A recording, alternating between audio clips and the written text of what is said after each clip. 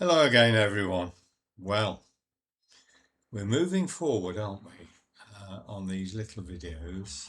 And we're almost halfway through the first section of the book.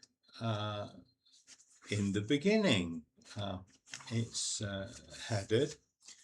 And so we're still very much in the middle of the beginning. And we've gone through various little aspects. Find your friend to work with spirit.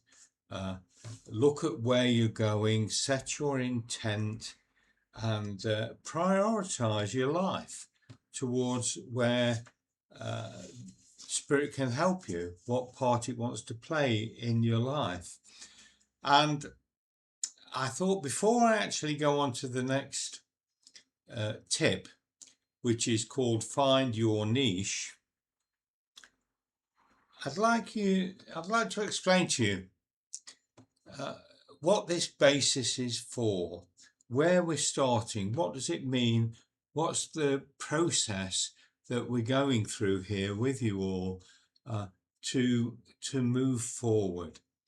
And the in the beginning part sets the foundation for where you want to be and hope to be. And it struck me actually last week, I was thinking about this, and it's a bit like building a house, mediumship. Your house is going to be very individual, architect designed just for you. And it depends really. Where's the strength of it? Well, the strength starts at the foundation. And this section in the beginning is really the foundation, not just for your mediumship life, but for your whole life, because the spirit aspect of life is your foundation. It is your grounding that you're stepping up from. So these first few tips and practices that hopefully you're moving along with, you're finding your group, you're moving forward, and hopefully you've already done that. Hopefully you've found someone who you would like to share this journey with, or already looked at one or two places, gone to a church maybe, church or two, some kind of centre, doesn't really matter, but you've been to one or two and you found out the place where you really want to be. So this is where your mediumship excuse me, this is where your mediumship develops. It comes from sorting out and being aware of who is working with you in the spirit, getting this attunement to spirit, which is the foundation. So it's getting used to the practice of it, getting in the place, getting the people around you, setting that foundation, but not forgetting that one major aspect of this is just sitting in the power with your guide, getting to know them. This is the whole foundation that you're working from, is the contact and the attunement you have between yourself and your team in the spirit. So when we move on from this, when we establish this level of communication and level of awareness with our spirit friends, that's really the start of building from the foundations, building your superstructure, building your first and second floors of your house, putting the roof on. And this comes down to, again, developing your attunement, letting that grow and move forward. And this is particularly so for those of you who really find themselves drawn to the healing aspect of our work. the level of attunement with your guides is the absolute paramount thing, because you have to be trusting and confident enough to leave everything in their hands and step away from the process. Whereas what we're mainly working with, certainly following through this book, is a more active aspect of mediumship where we're very much involved. So you're working out where you want to go, where you're going. And in finding your niche, this includes the people around you, the places you want to work, but it also is finding your niche within the mediumship that you have naturally. Remember, mediumship is natural, not supernatural. Nothing to do with supernatural, really. It's natural, and it's natural for you. Otherwise, you wouldn't be here. You wouldn't. So it's natural for you. These things which have occurred to you in the past, little incidents which have drawn you to spirit and then drawn you to this channel, it's natural. It's a natural process. And there are natural abilities that we're working with and developing. So your niche will really come in, not just in the places that you are, but what is beginning to make you become an individual medium. And it's the relative strengths of really all the clairs. Your blend of seeing, hearing the spirit, sensing, which is the major one, and of course the little ones, smell and taste that you may get.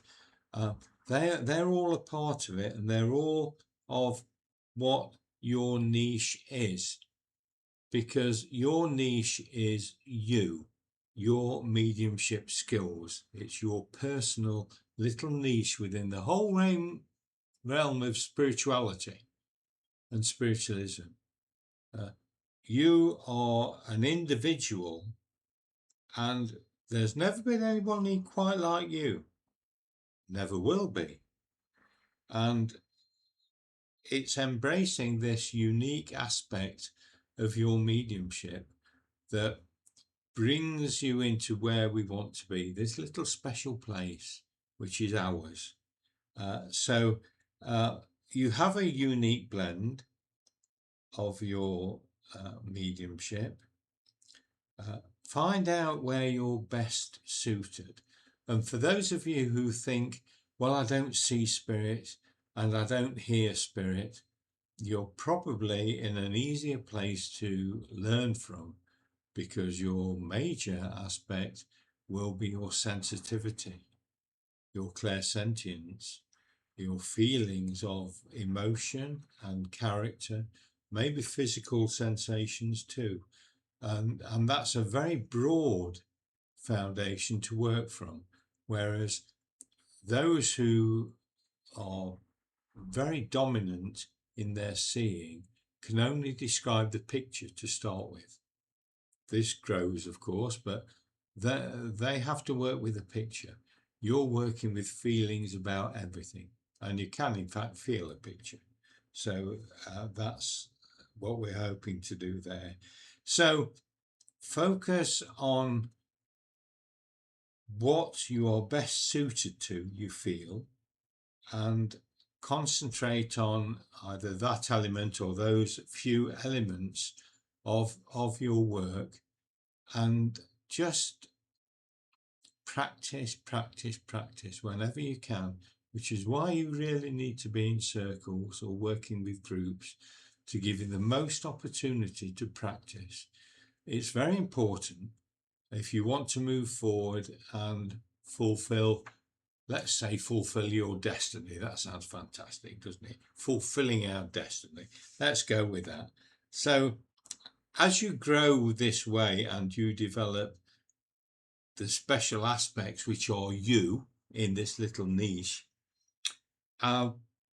you will find that the strengths of these aspects of your mediumship. Let's take clairaudience. If you can hear the spirit, and this is hearing inside the mind, not necessarily externally, focus on that.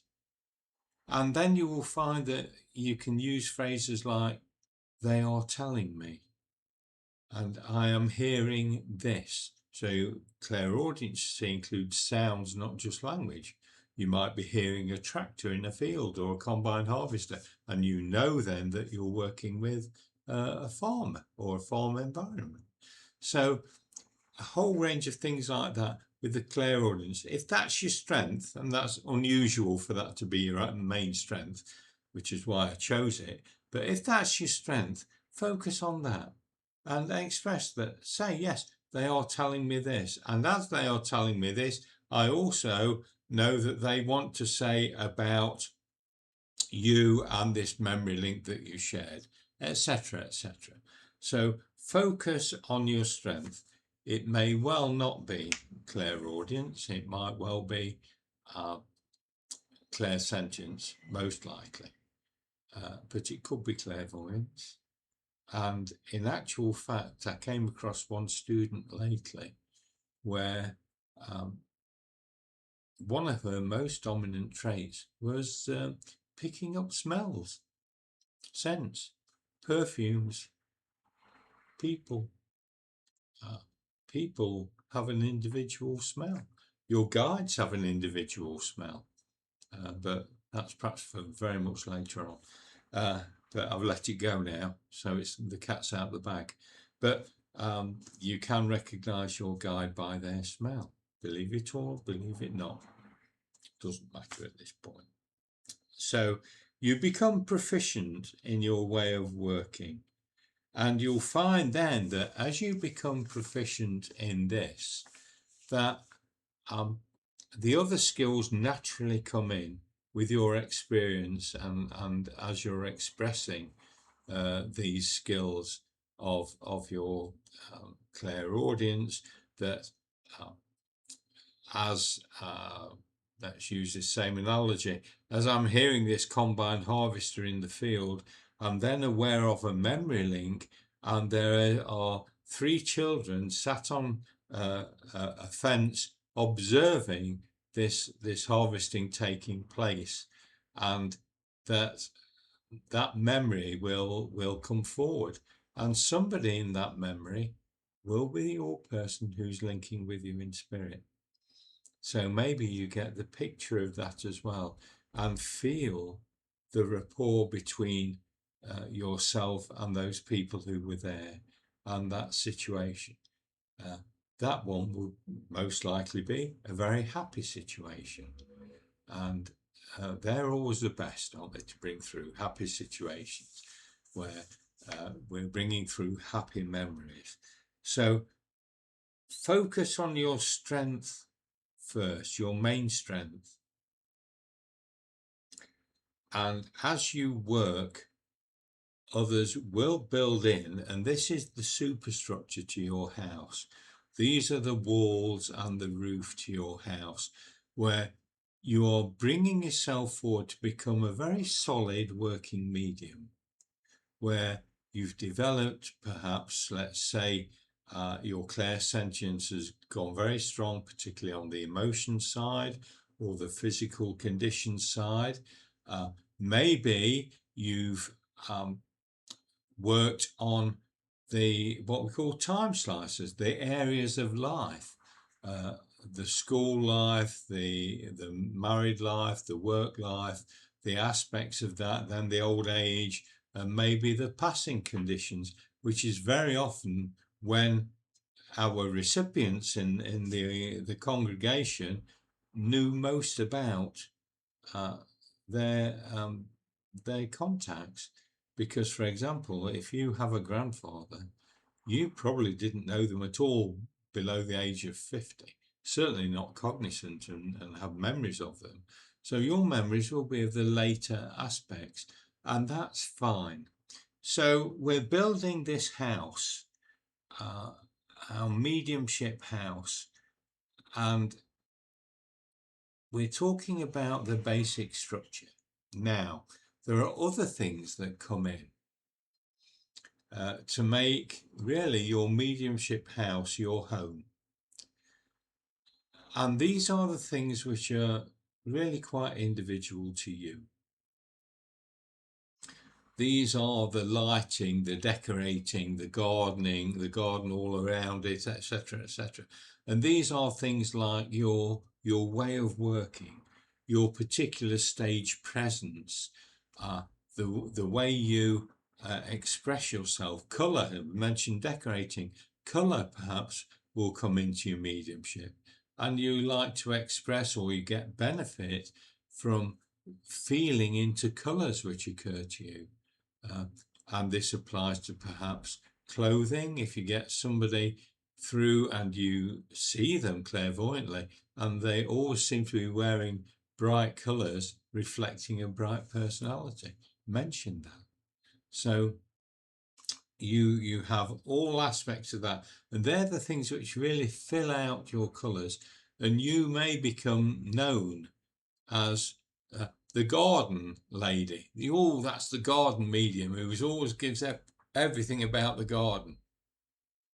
It might be you become the home medium, where you describe particularly the decoration and the lighting, and then go through each room and say which rooms let's take an aunt. Your aunt used to love this room or that room, and she had a particular decoration in one room. Things like that, where you move in and you become known for giving special details of this particular aspect of your mediumship.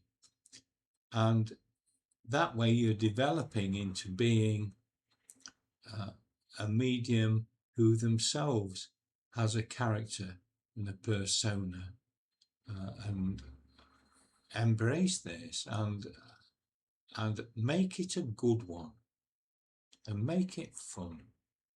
We don't want extremisms of language and stuff like that coming in. We don't want profanity. We don't want somebody who's too showy. It doesn't want to be about you, but it does want to be about the skills that you have and the way you portray yourself. So that's your niche. That's the building up of the little house of your mediumship, the home of your mediumship, and expressing that whenever you get the chance. And you can build this up within the circles that hopefully you're now looking at joining or have joined or are involved. Work to your strengths. Everything else will come along in portion and in time. It will all develop, where every time you work, there'll be something new, particularly at this stage. We're still in the middle of the beginning. So everything will have something new. But look at other mediums, see how they work, and think about certain aspects. Yes, I'd like to work like that. Yes, I would love to be able to give the conditions, the physical conditions that this person has. Yes, I would love to just blend in with their character. And where you set that intent, which was one of the previous tips, that will come about. So move forward with that, find your niche, and build your mediumship house. That's something new. That's not in the book, but it's build up where you are from the strength of your foundation. And that foundation is often based on courage, on trust of the information you're getting, and trust in trusting yourself to put that forward. So that's the end of today's little tip, find your niche, together with this look at building your own mediumship house. And let's hope it's a lovely one with about 15 rooms in and a swimming pool and a garden overlooking the sea. Something fabulous. Yeah, let's go for that. But it might take some time. So thank you very much for listening to this one, and bless you all.